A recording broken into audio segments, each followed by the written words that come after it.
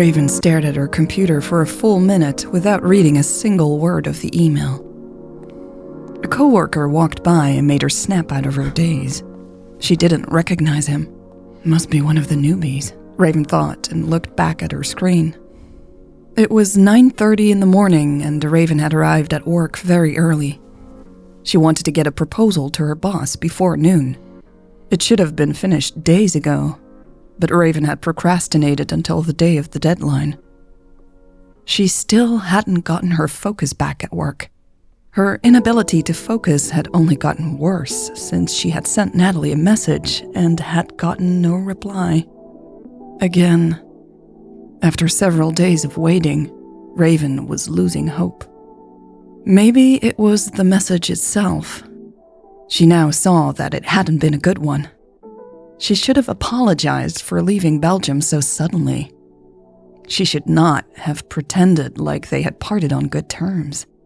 When Jasmine had convinced her to get back in touch with Natalie, Raven had acted fast. She had felt like she would change her mind if she waited any longer. And so she had sent the first thing that came to mind. Now, Raven was in the agonizing position of deciding if she would send another message. She could say sorry and try to fix the mistake.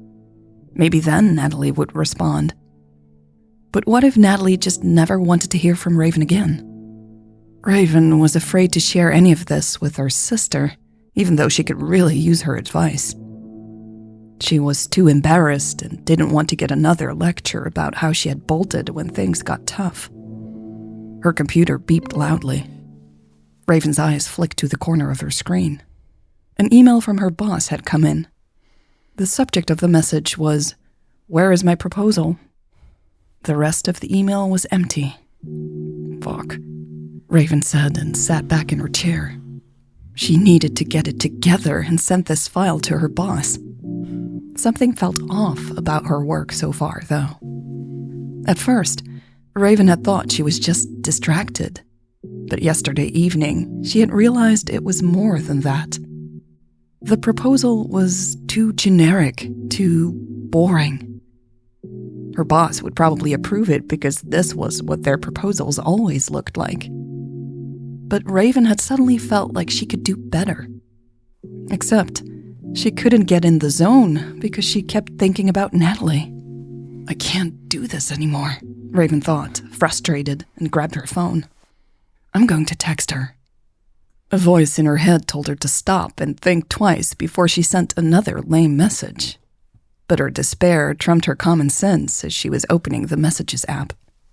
She was about to type when she saw the little cloud with 3 dots popping up just above the input field. Her heart jumped and her hands instantly got clammy. Raven blinked a few times. Yes, the 3 tiny dots really were there.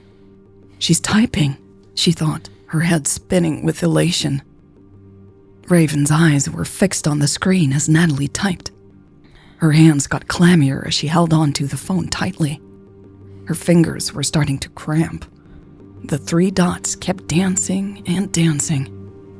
This is a long message, Raven thought, unsure if that was a good or a bad sign. Then, the 3 dots disappeared. No message had appeared. Raven felt like shaking her phone, almost as if the message was stuck. She frowned at the device, breathing shallowly until she felt dizzy. What the fuck? She whispered to herself.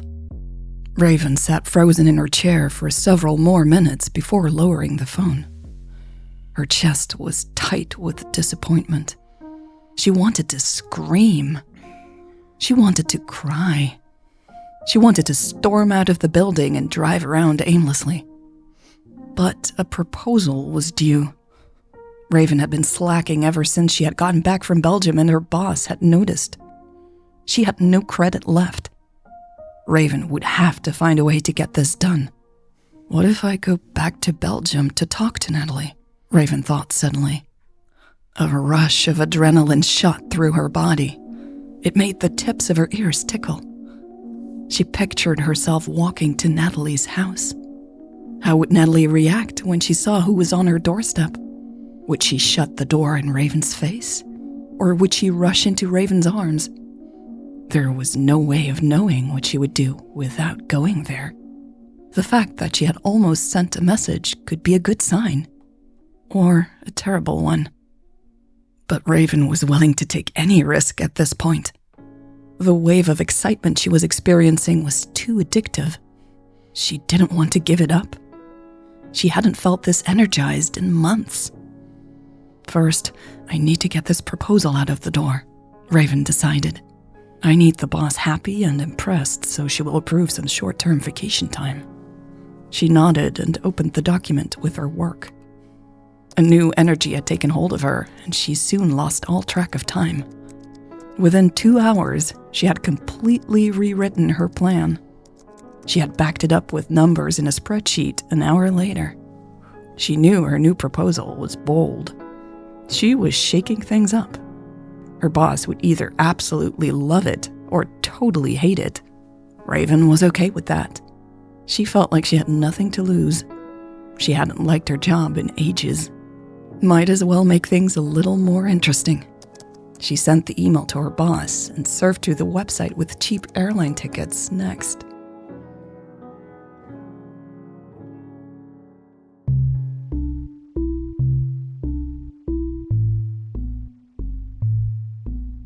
The second guessing came as soon as Raven had booked her plane ticket.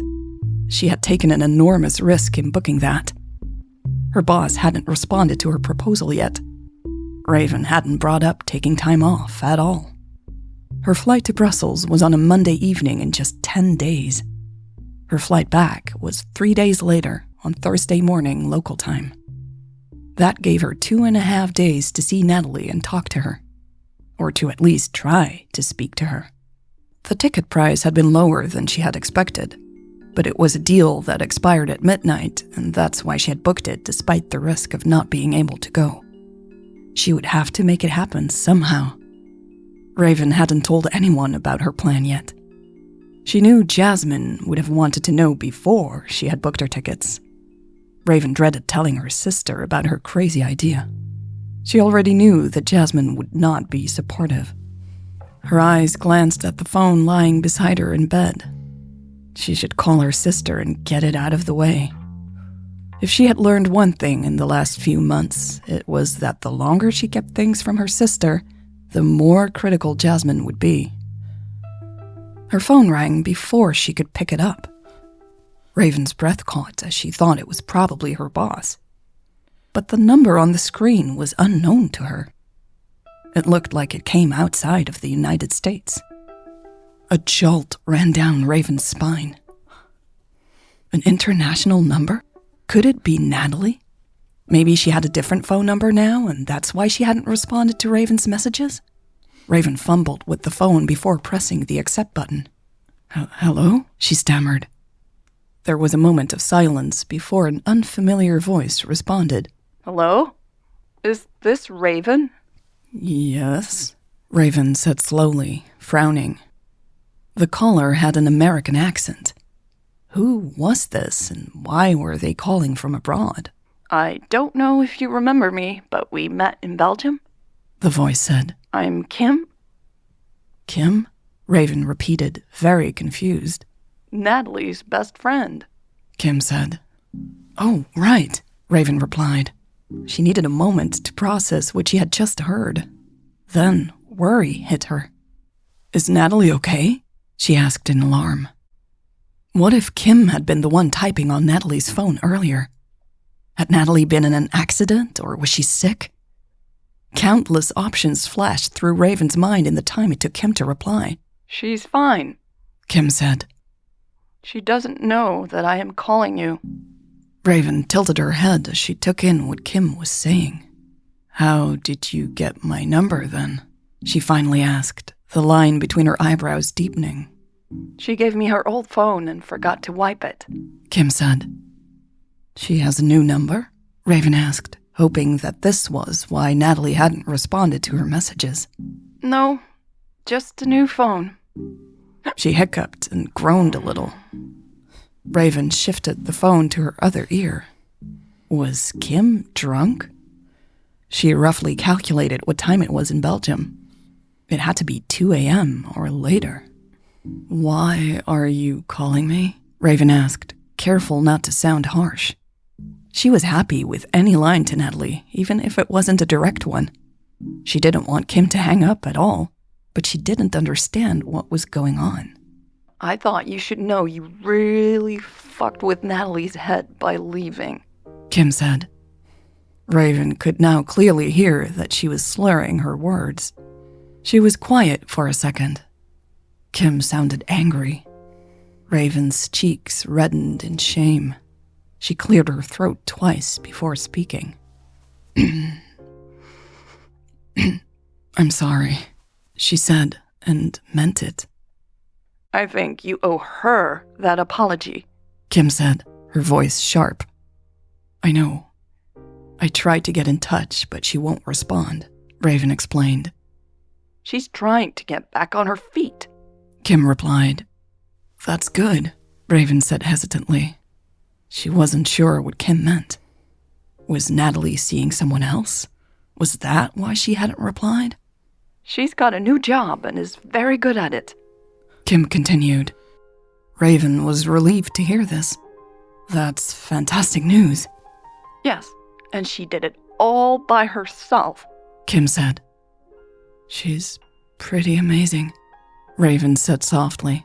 "Pretty amazing. She's awesome. The best friend you can imagine having. And she's an amazing girlfriend, too." Okay, Raven said, unsure where this was going. "Yes, Natalie is fantastic," "She is. Kim said loudly. And she needs closure. You took that away from her." Raven's throat tightened. "I'm sorry," she repeated. "I think you need to come back here and talk to her," Kim said. Raven rubbed her forehead. "You're right." "Damn right, I'm right," Kim agreed, although she seemed a little unsure suddenly. "I will be there in 10 days, Raven continued. "You will?" Kim squeaked. "I will," Raven confirmed, nodding. There was no more second guessing. She was going back to Belgium no matter what. For Natalie, but also for herself. Because Raven needed closure too. Desperately.